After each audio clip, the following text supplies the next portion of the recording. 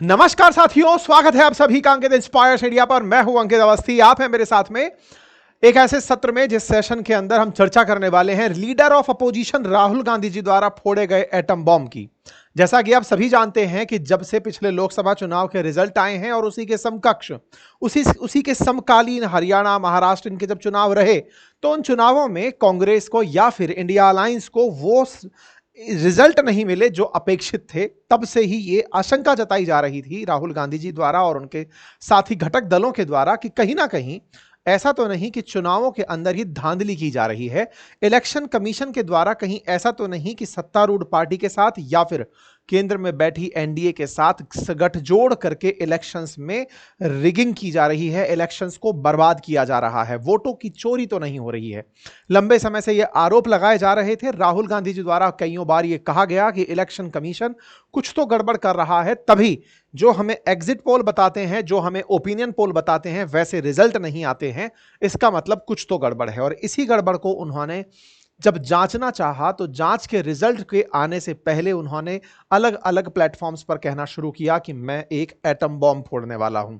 यह atom bomb भारतीय लोकतंत्र के लिए बड़ा घातक होगा। इलेक्शन कमीशन जो इस तरह से केंद्र के साथ मिलकर के हमें हराने की साजिश रच रही है, उनके लिए यह अच्छा नहीं होगा, ऐसा कहते हुए राहुल गांधी जी कह रहे थे। और कल उन्होंने प्रॉपर तरीके से अपना ये एटम बॉम्ब फोड़ दिया।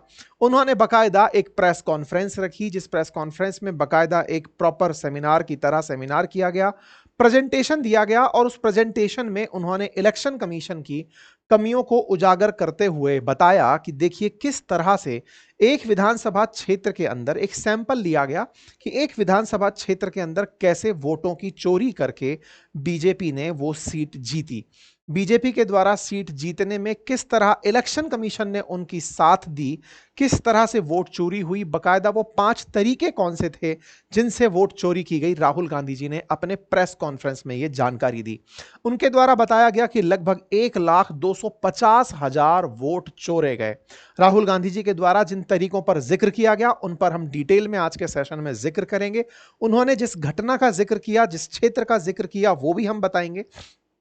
और इसके साथ साथ हम आपको यह भी बताएंगे कि इस हेडलाइन के बनने के बाद में सत्ता पक्ष का कहना क्या है, इलेक्शन कमीशन का कहना क्या है, क्या इनके आरोपों पर कोई फैक्ट फाइंडिंग हुई है या फिर ये केवल आरोप लगाकर चले गए हैं।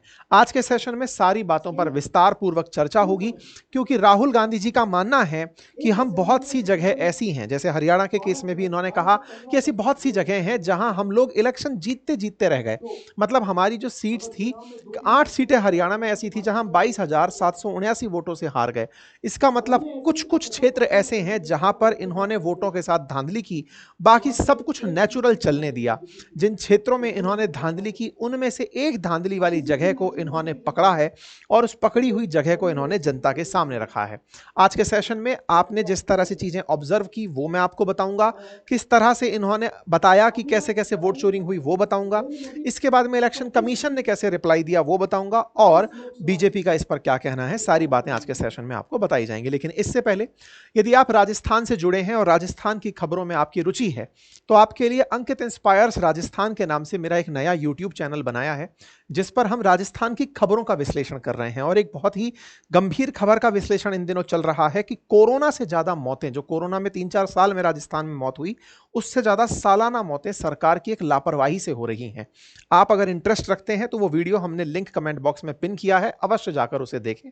साथियों, जैसा कि रक्षाबंधन का त्योहार है और ऐसे में एक भाई अपनी बहन के लिए, बहन अपने भाई के लिए, परिवारजन अपने जानने वालों के लिए कुछ ना कुछ गिफ्ट अपेक्षित करते हैं। ऐसे में हमने अपनी तरफ से आप सभी भाई बहनों के लिए एक अच्छा गिफ्ट तैयार किया है। और वो गिफ्ट ये है कि अगर आप अपनी पाठशाला एप्लीकेशन से हमारे कोर्स परचेज करते हैं तो हमारे हैंड रिटन नोट्स आपको मुफ्त में उपलब्ध करवाए जाएंगे, जो कि वर्थ ₹2000 के हैं। आप हमारे कोर्स को, जो आपके लिए फाउंडेशन कोर्स है, यूपीएससी और स्टेट पीसीएस का फाउंडेशन बैच है, वो अगर आप एक्सेस करते हैं तो उसके साथ में आपको हमारे हैंड रिटन नोट्स, जो कि वर्थ ₹2000 है, वो आपको फ्री ऑफ कॉस्ट दिए जाएंगे। इसी तरह से अगर आप म्यूचुअल फंड में यानी कि बातें बाजार की पर आप इंटरेस्ट रखते हैं तो हमारे एप्लीकेशन बातें बाजार की पर कूपन कोड राखी यूज करके आप हमारे कोर्सेज को वर्थ ₹1499 के अंदर एक्सेस कर सकते हैं। इसी तरह पोर्टफोलियो बिल्डिंग वाले कोर्स में आप सीधा ₹2000 का सीधा डिस्काउंट पा सकते हैं। आप बातें बाजार की एप्लीकेशन, अपनी पाठशाला एप्लीकेशन पर अवश्य जाकर अपने कोर्सेज को चेक कर सकते हैं। आइए साथियों आगे बढ़ते हैं। तो लोकसभा में नेता प्रतिपक्ष जो राहुल गांधी जी हैं, इन्होंने गुरुवार यानी कि कल एक प्रेस कॉन्फ्रेंस आयोजित की और उसमें चुनाव आयोग पर आरोप लगाए और इन्होंने कहा कि जो लोकसभा चुनाव में हुआ वही महाराष्ट्र, कर्नाटक और हरियाणा के विधानसभा चुनावों में भी हुआ और वहां पर वोटों के अंदर प्रॉपर तरीके से धांधली की गई। इन्होंने आरोप लगाते हुए एक बात और कही कि हमको जो वोटर लिस्ट दी गई जिससे हम ये चीज जांच रहे हैं, उसके अंदर जो मशीन से रीडेबल वोटर लिस्ट है वो हमें उपलब्ध नहीं कराई गई। देखिए, ये तो इलेक्शन कमीशन की वाकई में कमी मानी जाई जा सकती है। हालांकि इलेक्शन कमीशन का इसमें बचाव अपनी तरफ से कुछ भी वो हो सकता है ये कह दें कि इस लिस्ट से फिर पता नहीं कितनों के डेटा बाहर आ जाएंगे, देश के साथ में बहुत बड़ी दिक्कत हो जाएगी, बहुत सारे पर्सनल डेटा बाहर निकल जाएंगे, प्राइवेसी का मैटर वगैरह वगैरह। लेकिन राहुल गांधी जी का कहना है कि हमने वोटर लिस्ट मांगी तो हमें हार्ड कॉपीज दे दी गई, मतलब हमें वो चीज उपलब्ध करा दी गई जिसे हम स्कैन नहीं कर सकते। अब आप में से बहुत सारे लोग हो सकता है कि कंप्यूटर की इस व्यवस्था के बारे में ना जानते हों। जैसे आज मान लीजिएगा कि आपने कभी कभी अपना रिजल्ट तलाशा हो, अगर आप मेरी जैसी उम्र में हैं या मुझसे थोड़े सीनियर हैं तो आपको अपना कॉलेज टाइम याद आता होगा, या फिर उससे पहले स्कूल का टाइम जब आपके रिजल्ट्स अखबारों में आया करते थे और आप सिक्वेंस के हिसाब से अपना रोल नंबर ढूंढा करते थे। अखबारों के अंदर ढूंढते ढूंढते ढूंढते ढूंढते आप एक समय लगाते थे। कंप्यूटर आया, कंप्यूटर ने ये चीजें बहुत आसान की। आप कंट्रोल F दबाए, अपना नंबर डाले, उस पूरे पेज को जिसको आपने सेलेक्ट किया हुआ है उसने आपका रोल नंबर ढूंढा और ढूंढ करके हाईलाइट कर दिया। यानी कि कंप्यूटर ने इतने बड़े डेटा को पढ़ने के लिए आपकी मदद कर दी। राहुल गांधी जी का कहना है कि यह काम किया जा सकता है, यानी कि वोटर लिस्ट के अंदर जो दिया डेटा है उसमें अगर मुझे किसी XYZ व्यक्ति का नाम ढूंढना है, लेट्स से अंकित अवस्थी नाम ढूंढना है, तो उसको कंट्रोल F में डाला, अंकित अवस्थी लिखा, उस नाम को ढूंढ लिया। लेकिन वोटर लिस्ट जो बनकर के राहुल गांधी जी को दी गई इलेक्शन कमीशन की तरफ से, वो मशीन रीडेबल वोटर लिस्ट नहीं थी, मतलब उसको मशीन पढ़ नहीं सकती।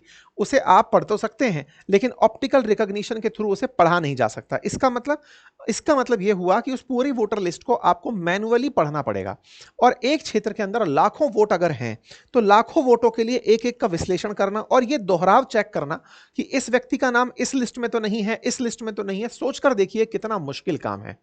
ऐसे में निश्चित ही राहुल गांधी जी का जो पहला आरोप है, सत्यता क्या है ये तो अलग तथ्य है, लेकिन अगर तथ्यात्मक रूप से अगर यह जांच करने का विषय है तो जांच करने के विषय पर चुनाव आयोग और अपोजिशन पार्टियां एक साथ बैठकर कम से कम शुरुआती जो आरोप है ना उससे तो निपट सकती हैं कि भाई ये फैक्ट पूरी तरह से हम आपको दे रहे हैं, चूंकि इसमें चोरी होने का डर है तो आइए साथ बैठ करके आपके सामने ही ये काम कर देते हैं। एक बंदा हमारा बैठा रहेगा, सब तरह से हम आपको जांच के दे देते हैं, हम आपको ये हैंडओवर नहीं कर सकते, पता चले कि डेटा चोरी हो गया। खैर जो भी हो, फिलहाल के लिए आरोप जो है वो पहला यहीं से शुरू होता है। तो इससे आपको यह पता चलता है कि राहुल गांधी जी को कितनी चुनौतियों का सामना करना पड़ा यह जांचने के लिए कि यह व्यक्ति इस लिस्ट में है तो कहीं और तो नहीं है, इस लिस्ट में फर्जी है तो कहीं दूसरी में फर्जी तो नहीं है, एक यहां पर वोट दिया है तो कहीं और तो वोट नहीं दिया है। तो एक तरह से आपने जो जांच की वो मैनुअल थी, इस वजह से उनकी मेहनत रिकॉग्नाइज की जाने लायक है। चलिए आगे बढ़ते हैं। राहुल गांधी जी ने अपनी तरफ से कहते हुए कहा कि वोट चोरी होकर के लोकतंत्र पर एटम बॉम्ब हुआ है, मतलब वोट चोरी लोकतंत्र का एक एटम बॉम्ब है। और ऐसा कहते हुए उन्होंने अपनी तरफ से यही कहा, वक्त बदलेगा और सजा जरूर मिलेगी। एक तरह से इन्होंने चुनाव आयोग को समझाते हुए कहा कि अगर आप सत्ता पक्ष को फैसिलिटेट कर रहे हैं इस तरह की चोरी, तो जब समय बदलेगा और जब हमारी सरकारें कभी आएंगी तो उन जिम्मेदारों को सजा जरूर मिलेगी। इस तरह से जब इन्होंने कहा तो इलेक्शन कमीशन का भी रिप्लाई आया कि भाई धमकाओ मत, मतलब वो वाली स्थिति पैदा मत करो, अगर है तो सामने आकर के बात करो। हम आएंगे उस बात पर भी। लेकिन राहुल गांधी जी ने एक वीडियो जारी करके बताया कि देखिए, मुझे जानकारी है कि इलेक्शन कैसे होते हैं, मैं और मेरी बहन लंबे समय से खुद चुनाव लड़ रहे हैं, हमने बचपन में चुनाव होते देखा है, हमने पोस्टर अपने हाथ से चिपकाए हैं, हमने पोलिंग बूथ वगैरह सब चीज देखी है। लेकिन अब जो हो रहा है वो देखने लायक नहीं है और हमें देखकर ऐसा लग रहा है कि कुछ तो गड़बड़ है। राहुल गांधी जी ने 1 घंटे 11 मिनट की अपनी 22 पेज की एक प्रेजेंटेशन दी और उस प्रेजेंटेशन में उन्होंने कर्नाटका की वोटर लिस्ट में कुछ संदिग्ध वोटर्स को देख करके सवाल खड़े किए। अब यह क्या कहानी है, अब मैं आपको वो बताता हूं। देखिए, असल मायने में वोट चोरी के आरोप में महाराष्ट्र के नतीजे के बाद से आपको वोट चोरी का शक हुआ, क्योंकि महाराष्ट्र के इलेक्शन रिजल्ट्स जो थे वो अपेक्षा के अनुरूप नहीं थे। इनका मानना था कि महाराष्ट्र में जो एंटी इनकम्बेंसी थी बीजेपी के खिलाफ वो बहुत ज्यादा थी, लेकिन रिजल्ट बिल्कुल उसके उलट आए। उसी की वजह से इनके दिमाग में आना शुरू हुआ कि कुछ तो गड़बड़ है जहां पर इलेक्शन के साथ खेल किया जाता है। इसी को ध्यान में रखते हुए इन्होंने चुनाव आयोग से महाराष्ट्र इलेक्शन के सीसीटीवी फुटेज मांगना चाहा, लेकिन सरकार चुनाव आयोग के द्वारा मना कर दिया गया कि नहीं, हम सीसीटीवी फुटेज आपको नहीं दे सकते, जिससे इनको शक हुआ कि कहीं ना कहीं चुनाव आयोग पारदर्शिता में कुछ गड़बड़ कर रहा है। इसी वजह से इन्होंने तय किया कि ये खुद से अब जांच शुरू करेंगे, क्योंकि पहले डाउट था, लेकिन जब चुनाव आयोग ने अपनी तरफ से सीसीटीवी फुटेज देने से मना किया ताकि ये चेक कर पाए कि वाकई में ऐसा हो रहा है या फिर कुछ फर्जी मतदाता ऐड हो रहे हैं, अचानक शाम 5 बजे बाद में मतदाताओं की संख्या क्यों बढ़ जा रही है, तो इस बात को जांचने के लिए फिर उन्होंने कहा कि अब हम खुद जांचते हैं कि यह मामला हुआ कैसे। इसके लिए इन्होंने कर्नाटका को चुना। कर्नाटका में चूंकि कांग्रेस की ही सरकार है, ऐसे में कर्नाटका के अंदर 16 लोकसभा सीटें, जिनमें से इन्हें 9 सीटें मिली। इनका कहना था कि कर्नाटका के अंदर जो लोकसभा सीटें हैं जिन पर इलेक्शन हुआ, उनमें से इनकी पार्टी के आंतरिक सर्वे ने इनको बताया कि आपको 16 लोकसभा सीटें मिल रही हैं, लेकिन रिजल्ट आया तब इनको 9 ही लोकसभा सीटें मिली। इनमें इनको डाउट यह हुआ कि भाई 16 के मुकाबले अगर हमें 9 मिली हैं तो 7 सीटें हम लोग हार कैसे गए। तो इनमें हारने में इन्होंने उनमें से एक हारी हुई सीट पर जांच करने का निर्णय लिया। 7 सीटें जहां पर ये हारे, उनमें से एक सीट थी जिसका नाम था बेंगलोर सेंट्रल। उस बेंगलोर सेंट्रल को इन्होंने जांचना चाहा, लेकिन एक लोकसभा सीट में लाखों मतदाता होते हैं, तो लाखों मतदाताओं को मैन्युअली चेक करना, ये चेक करना कि इस व्यक्ति का नाम गलत तो नहीं है, इस व्यक्ति की फर्जी आईडी तो नहीं बन गई है, तमाम चीजें होती हैं जिन्हें चेक किया जा सकता है। तो बोले ऐसे में फिर हमने उस पूरे को चेक करने के स्थान पर एक दूसरा तरीका अपनाया, और वो क्या था? उस पूरे को तय करने के स्थान पर इन्होंने तरीका अपनाया कि यहां पर इस लोकसभा सीट के अंदर जितनी विधानसभा सीटें हैं उनमें से एक विधानसभा सीट को इन्होंने उठाया। अब आप ऐसे समझिए, जैसे राजस्थान के अंदर 25 लोकसभा सीट हैं और 200 विधानसभा सीट हैं, औसत निकलता है 8 सीट के आसपास एक विधानसभा, मतलब एक लोकसभा में विधानसभा सीटें आती होंगी। ऐसे ही यहां समझ लीजिए कि यहां पर बेंगलोर सेंट्रल है, एक लोकसभा सीट है, उसमें हो सकता है 7-8 विधानसभा सीटें हों। तो उनमें से एक विधानसभा क्षेत्र को आपने चुना कि चलो एक का सैंपल उठा के देखते हैं इससे क्या फर्क पड़ रहा है। ठीक है, उनमें से एक का नाम था महादेवपुरा, अर्थात लोकसभा सीट का ही विश्लेषण किया जाना है, लेकिन उस लोकसभा सीट के अधीन जो 8 विधानसभा सीट आती हैं उनमें से एक विधानसभा सीट जिसका नाम महादेवपुरा है, उसका विश्लेषण करने का आपने निर्णय लिया। अब क्या नतीजे थे वो देखिए। देखिए क्या हुआ कि यहां पर चूंकि उन्होंने कहा ना था कि 16 सीट हम जीतने वाले थे, हम 9 ही जीत पाए, तो उनमें से एक जो सीट बेंगलोर सेंट्रल थी उसमें इन्होंने क्या पाया कि कांग्रेस को 6,26,000 वोट मिले थे, बीजेपी को 6,58,000 वोट मिले थे। बीजेपी यहां पर 32,000 वोटों से जीती थी। 32,000 वोटों से जीतने का जब कारण तलाशा गया तो महादेवपुरा विधानसभा क्षेत्र सबसे ज्यादा संदिग्ध नजर आया। कैसे? कांग्रेस को यहां पर 1,15,000 वोट मिले थे और बीजेपी को यहां पर 2,29,000 वोट मिले थे। एक तरह से 1,14,000 वोट बीजेपी को ज्यादा मिले। एक तरह से जो कुल वोट जीतने में जो 32,000 थे उनमें से मेजर रोल जो प्ले किया वो अकेले महादेवपुरा ने किया। यानी कि इसकी तमाम जो और सीटें थी विधानसभा की, वहां पर कांग्रेस आगे भी चल रही थी, तो भी उनको इस 114 ने बराबर कर दिया और ओवरऑल बीजेपी को जिता दिया। इस तरह से आपने इस मामले को उठाया। इनका कहना था कि देखिए ये पूरा की पूरा कर्नाटका है, कर्नाटका के अंदर अगर हम बेंगलोर बात करें तो बेंगलोर सेंट्रल में ये महादेवपुरा नामक सीट है, और हमने इस सीट को विधानसभा सीट के अंदर तथ्यों की जांच करना शुरू किया तो हमने ये चीजें पाई। ठीक है साहब, उम्मीद है आपको यह बात समझ में आ रही हो। ठीक इसी तरह से महाराष्ट्र और हरियाणा का भी आपने जिक्र किया कि हमारे यहां पर मतदान के दिन शाम 5 बजे महाराष्ट्र विधानसभा में चुनाव प्रतिशत 58.22% था, जबकि अगली सुबह जब हम देखते हैं तो अंतिम मतदान के आंकड़े 66% हो जाते हैं। शाम 5 बजे तक 58% मतदान हुआ है और अगले दिन हमको बताया जा रहा है कि साहब 66% मतदान हुआ। तो बोले ऐसे में अंतिम समय में 76 लाख मतदाताओं की वृद्धि कैसे हो गई।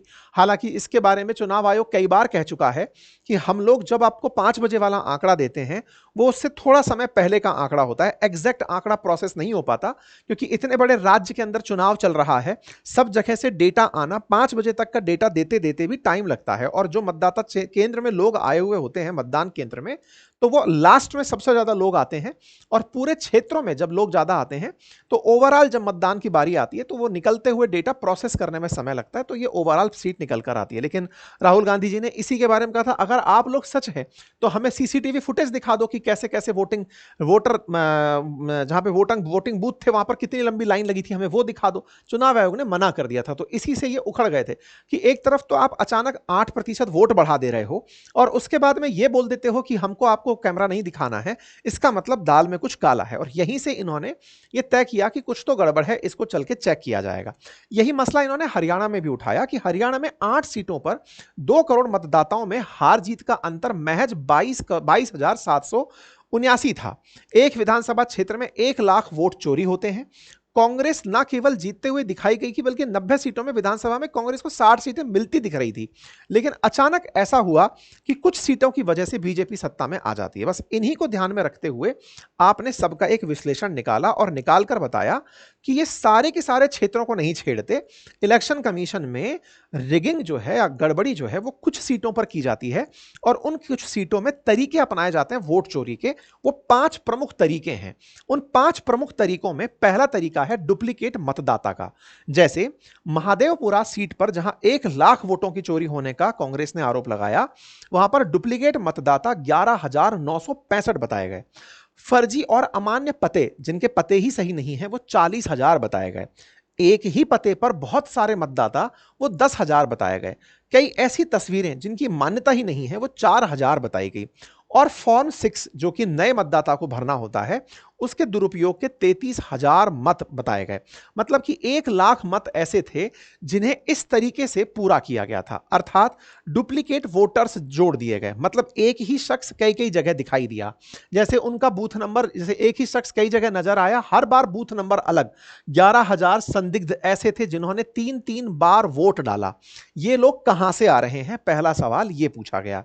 दूसरा था फेक एड्रेस वाला। फेक एड्रेस में इन्होंने कहा या तो पता है ही नहीं, या पते में जीरो, हाइफन, हैशटैग जैसे चिन्ह डाले हुए हैं, या ऐसे पते जो जांचे ही नहीं जा सकते, इस तरह के पते। इनका कहना था कि जीरो नाम से पता कैसे हो सकता है। तो ऐसे 40,000 से ज्यादा वोटर्स फर्जी पते के साथ पाए गए। ठीक है साहब, इसको इन्होंने इस तरह से दिखाया भी था कि house number 0, house number 0, house number 0, house number 0। इसको कई जगह पर कुछ लोगों का मानना है कि बहुत से जगह पर ऐसा होता है जहां हाउस नंबर डाले ही नहीं जाते। अगर आप गांव देहात या रूरल किसी एग्रीकल्चर कॉलोनी में जाते हैं तो वहां पर हाउस नंबर का कंसेप्ट ही नहीं होता है। बहुत लंबे समय तक एग्रीकल्चर कॉलोनी में लोग इस तरह से पता बताते हैं कि गली में नाले से इतना दूर पर हमारा घर, इतना चौथा हमारा घर, पांचवा हमारा घर। बहुत सी जगहों पर लोगों को अपने घरों के पते नहीं होते। हाउस नंबर का कंसेप्ट हालांकि देश में सब जगह वैलिडेट नहीं होता, संभवतः आपके पड़ोस में भी ना होता हो। हालांकि फिर भी इलेक्शन कमीशन ने चूंकि उसे 0 डाला, तो इन्होंने इस पर सवाल खड़े किए कि 0 नंबर हाउस कैसे हो सकता है। खैर जो भी हो, इलेक्शन कमीशन फिर अपनी बात रखेगा। एक पते पर कई वोटर्स, इसमें कहा गया कि ऐसे कई पते वोटर्स के मिले जहां पर पता चल रहा है कि घर का नंबर 35 है, उसमें 80 मतदाता हैं। मतलब कैसे संभव है कि एक एड्रेस पर, ये घर का नंबर है 35, इसमें 80 वोटर रजिस्टर हैं, कैसे? और ये घर जो है प्रधानमंत्री वोटर आवास योजना की तरह से काम कर रहा है। मतलब एक छोटे से घर में 80 मतदाताओं को कैसे दिखाया जा सकता है? मतदाता है और उनका सेम एड्रेस कैसे संभव है? यह जानकारी इन्होंने रखी कि भाई ये बात कैसे संभव है कि एक कमरे में 80 लोग रह कैसे सकते हैं। अवैध फोटो की बात, बोले कई जगह पर मतदाता सूची के अंदर फोटोज जो लगी हैं, वो फोटोज बहुत ही छोटी छोटी मिनिएचर फोटो लगी हैं जिन्हें पहचानना बहुत मुश्किल है। जैसे आप और हमारी जो फोटोज होती हैं वो A4 साइज की फोटोज होती हैं, माफी चाहूंगा, पासपोर्ट साइज फोटोज होती हैं। लेकिन यहां पर जो विषय वस्तु रखी गई उसमें बताया गया कि पासपोर्ट साइज फोटो ना होकर के यहां पर फोटोज कुछ अलग तरह की थी, यानी कि बहुत ही मिनिएचर टाइप की फोटोज थी जो यहां पर दिखाई गई। ठीक है, इसी प्रकार से फोटोज के साथ साथ एक पते पर कई वोटर हो गए, अवैध फोटो की बात हो गई। फॉर्म 6 में फर्जीवाड़ा देखा गया। फॉर्म 6 का मतलब होता है जो पहली बार वोट देने आ रहा है उस व्यक्ति को यहां पर शामिल करना होता है। बोले साहब 70 साल की एक महिला है शकुना रानी, उनको पता चल रहा है कि एक महीने में उनके 2 आईडी कार्ड बन गए और फॉर्म 6। तो पहले तो 70 साल की महिला पहली बार वोट देने आ रही है। दूसरी बात, उसके नाम से भी 2 आईडी कार्ड बन गए, उनको पता भी है कि नहीं कि वो पहली बार वोट देने जा रही हैं। इस तरह से बोले ये फर्जीवाड़े हुए हैं। फॉर्म 6 के दुरुपयोग से 33,692 नए नाम जोड़े गए। पहली बार मतदाता जो बन रहे थे उनके नाम पर फर्जी मतदाता सूची बनाकर वोट डाल दिए गए। दोनों तरफ शकुना रानियां मतदान के अंदर उपलब्ध करा दी गई। ऐसी अस्पष्ट जो तस्वीरें थी, उन अस्पष्ट तस्वीरों से यही नहीं पता चल सकता कि जब वो व्यक्ति वोट देने जाएगा तो आप उस व्यक्ति को तस्वीरों से पहचानोगे कैसे। इस तरह से महादेवपुरा नामक जो सीट है उस पर 1 लाख लोगों के वोट चोरी किए गए, या फिर कहिए 1 लाख फर्जी वोट डाले गए। इसी को ध्यान में रखते हुए इन्होंने कुछ सवाल पूछे। राहुल गांधी जी ने कहा, एग्जिट पोल, ओपिनियन पोल, उनके नतीजों से अलग आंसर क्यों होते हैं? शाम 5 बजे के बाद वोटिंग टर्नआउट बढ़ कैसे जाता है? महाराष्ट्र में 5 महीने में 40 लाख वोटर कैसे जुड़ गए? चुनाव आयोग राजनीतिक दलों को डेटा क्यों नहीं देता? चुनाव आयोग में सीसीटीवी फुटेज क्यों नष्ट किए जाते हैं? कई तारीखों में मतदान की आवश्यकता ही क्या है? इस बात को फिर मल्लिकार्जुन खड़गे जी द्वारा, सचिन पायलट जी द्वारा, तमाम कांग्रेस के नेताओं के द्वारा उठाया गया। अब आती है सत्ता पक्ष की बारी, यानी कि जो चुनाव जीते हैं उनका क्या कहना है। तो देवेंद्र फडणवीस जी ने इस बात को सिरे से खारिज किया। उन्होंने कहा कांग्रेस पार्टी अपना वजूद खो चुकी है और अगले चुनाव में जनता इनको सबक सिखाएगी। ऐसे ही प्रहलाद जोशी जी ने कहा कि आप महाराष्ट्र में विधानसभा चुनाव हारे थे, आपने सीटें ज्यादा गंवाई, इसके साथ साथ आप तर्क और बुद्धि दोनों खो दिए हैं। लेकिन इनका यह कहना था कि भाई कर्नाटका इलेक्शन तो आप जीत चुके थे, कर्नाटका जीतना आप ही की सत्ता और आप ही की सत्ता के प्रेजेंस में आप लोकसभा सीट हारे हैं, तो ये तो आपसे ज्यादा सवाल किया जाना चाहिए। इसके पीछे का तर्क अलग अलग तरह से आया। सांसद संबित पात्रा ने कहा कि मतदाता सूची पर जो बात हुई है उसमें पहली बार ऐसा नहीं है कि वो संवैधानिक संस्थाओं पर हमला कर रहे हों। राहुल गांधी जी की पुरानी आदत रही है कि वो संवैधानिक संस्थाओं पर अटैक करते रहे हैं, ये उनके फ्रस्ट्रेशन का परिणाम है। अमित मालवीय, जिसको कहा जाता है, जिनके बारे में कहा जाता है कि ये बीजेपी के आईटी सेल के प्रभारी हैं, मतलब कि बीजेपी जो भी कंटेंट प्रसारित करती है वो इन्हीं के द्वारा लिखा और फैलाया जाता है। उन्होंने क्या कहा, उसमें इनका कहना था कि साहब कुछ फैक्ट्स हैं, और उन फैक्ट्स में इन्होंने कहा कि कर्नाटका में तो 2024 से कांग्रेस की सरकार चल रही है, और ऐसे में अगर वोटर्स का मैनिपुलेशन हुआ है या वोटर्स के नाम के साथ गड़बड़ हुई है, तो इंटरेस्टिंग फैक्ट यह है कि उस राज्य का इलेक्शन कमीशन का स्टाफ और जो सीईओ ऑफिसर है, ये दोनों ही सरकार राज्य सरकार से लेती है। मतलब केंद्र सरकार की तरफ से या इलेक्शन कमीशन ऑफ इंडिया की तरफ से वोटर लिस्ट तैयार करवाने का काम भी अगर दिया गया था तो वो तो राज्य सरकार को दिया गया था। तो राज्य सरकार के अधिकारियों ने आप लोगों की सरकार में इतनी बड़ी अगर गलतियां की हैं तो पहले तो ये आप ही से सवाल होना चाहिए। दूसरा सवाल क्या था, इनका कहना था कि as for the claim of duplicate voter, fake address, or missing photos and misuse Form 6, there is absolutely no evidence that any of this benefited only the BJP. दूसरा पॉइंट उन्होंने लिखा कि ऐसा नहीं है कि आपको लग रहा है कि 1 लाख नए वोटर मतलब वोटों की चोरी हुई है, ये कैसे कह सकते हो कि ये 1 लाख बीजेपी को ही वोट देने चले गए। ये वाकई में दूसरा पॉइंट इन्होंने इस तरह से रखा, हो सकता है कि ये फर्जी मतदाता आपने बनवाए हो, आप ही के फायदे के लिए बनवाए हो, क्योंकि सरकार आप ही की है और उसके बावजूद आप हार गए हो। तीसरा पॉइंट इस बात के अंदर कि पॉलिटिकल पार्टीज को इलेक्टोरल रोल पहले ही दे दिया जाता है, आपको पॉलिटिकल पार्टीज को एडवांस में दे दिया जाता है ताकि वो इसे एग्जामिन कर सकें, वो इस पर कंसर्न उठा सकें। तो आपने इन पर पहले काम क्यों नहीं किया, हारने के बाद क्यों चिल्लाया? आपको पता होगा आपके पास भी एजेंट्स आ जाते हैं जब आपका वोट देने का समय होता है कि साहब इस बूथ पर चल के वोट देने चला जाए, उनके पास मतदाता सूची होती है। तो बोले सारे के सारे मतदाता सूची इलेक्शन कमीशन जब पहले ही उपलब्ध करा देता है तो उस समय पर आपने आपत्ति दर्ज क्यों नहीं कराई जिस समय ये आपके पास पहले ही आ गई थी। ऐसे में अब खुद मतलब इलेक्शन कमीशन जब जब इस तरह की डिस्क्रिपेंसीज पाता है तो फिर वो स्पेशल इंटेंसिव रिवीजन चालू करता है। अच्छा, ये बात आपको संभवतया पता हो कि हमारे देश में कई बार ऐसा होता है, जैसे मैं जब आईआईटी गया था तो हमारा ना आईआईटी के अंदर वोटिंग कार्ड बना दिया गया था, वोटिंग आईडी कार्ड बना दिया गया था। मैं राजस्थान का रहने वाला हूं तो मेरा यहां पर वोटिंग आईडी कार्ड बन गया। ऐसे में वोटर आईडी कार्ड एक से ज्यादा जगह बनना पहले देखा गया है और उन्हीं चीजों को धीरे धीरे चुनाव आयोग कम करता चला जा रहा है।